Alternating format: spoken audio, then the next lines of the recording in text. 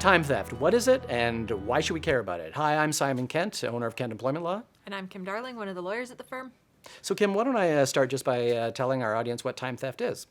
Okay, so time theft would be when an employer is alleging that an employee has been paid for work that they didn't actually do.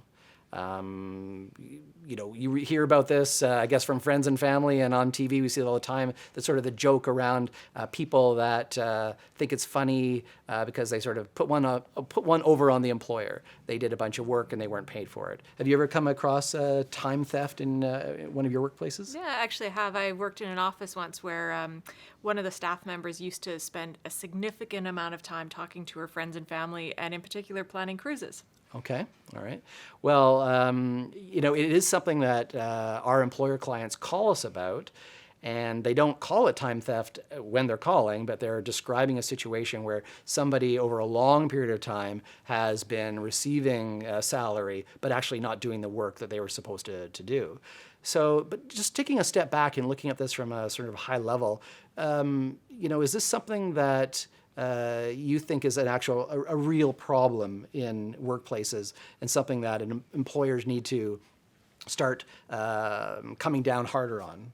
I do think it's potentially a real problem for workplaces, and that's because you can develop a culture of good habits or a culture of bad habits, and this would definitely fall into the bad habit category. So if you have an open office design, for example, and someone is taking a lot of time to deal with personal tasks, then their coworkers start to see this as acceptable behavior, and I'd say you get bad behavior creep. To me, I think an employer should take steps to address the issue, have policies in place, and be prepared to issue discipline if somebody's at work but not doing their work. Well, what about the thinking that employers shouldn't be so prescriptive in trying to get their employees to be efficient every moment of the day? Why not just say to an employee, hey, Jack, I've got this task that needs to be done by Wednesday at 4 o'clock.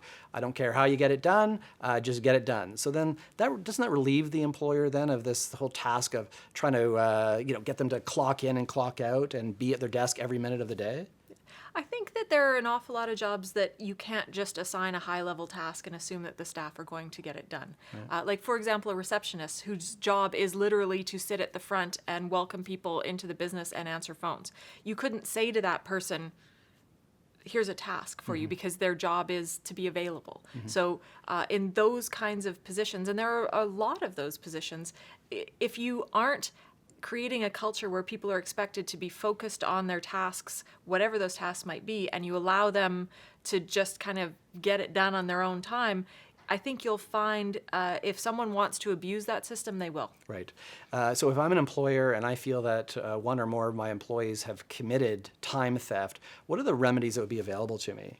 Well, I think this would be a good opportunity to speak to all of the staff and have a conversation about what's expected of everyone. Right. Then if it continues after that, then you probably start down the road of progressive discipline, informal conversation, then a warning, then a written warning, then suspension or termination, depending on how serious it is and how resistant the offender is to correcting their behavior. Okay. And of course, if any employers have issues with time theft, feel free to call us here at Kent Employment Law. We'd be happy to talk to you about it. So thanks a lot, Kim, and thank you everybody for joining us today.